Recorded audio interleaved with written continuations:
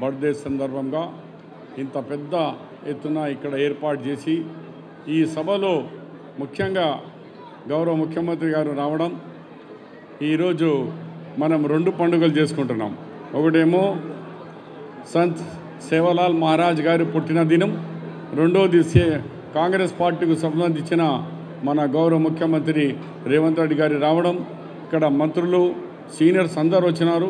CM గారికి అక్కడ పోయింది కాబట్టి ఇక్కడ వచ్చేసిన మా బంజారీ సోదరులకు राम राम। रेवंत रेड्डी साहब, आपसे गुजारिश है कि కామారెడ్డిలో కూడా సార్ మన పోటీ చేసినప్పుడు మాచారెడ్డి మండల్లో చాలా 3,500 మెజారిటీ ఇచ్చిన ఘనత మా బంజారీ సోదరులకు ఉన్నారు.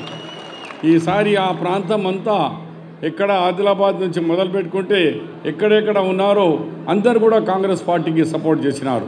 సపోర్ట్ చేసినందుకు మరొకసారి అడ్వైజర్గా మీ అందరికీ ధన్యవాదాలు తెలియజేస్తున్నాను. మిత్రులారా, మీకు తెలియంది కాదు, ఎప్పుడన్నా ట్రైబల్ అభివృద్ధి చెందాలంటే కాంగ్రెస్ పార్టీ అధికారంలో రావాలా. గతంలో ఈరోజు కూడా ఏ ఇంటికి పోయినా, ఏ తాండాలో పోయినా, ఏ గూడెంలో పోయినా ఎవరు ఇచ్చినంటే ఇందిరమ్మ ఇచ్చిన ఇల్లు, ఇందిరమ్మ ఇచ్చిన భూమి, ఇందిరమ్మ ఇచ్చిన బర్లు. అంటే ఇప్పుడు కూడా 40 సంవత్సరాలు ఇందిరమ్మ లేకున్నా ఇంకా గుండెల్లో ఇందిరమ్మ ఉన్నది.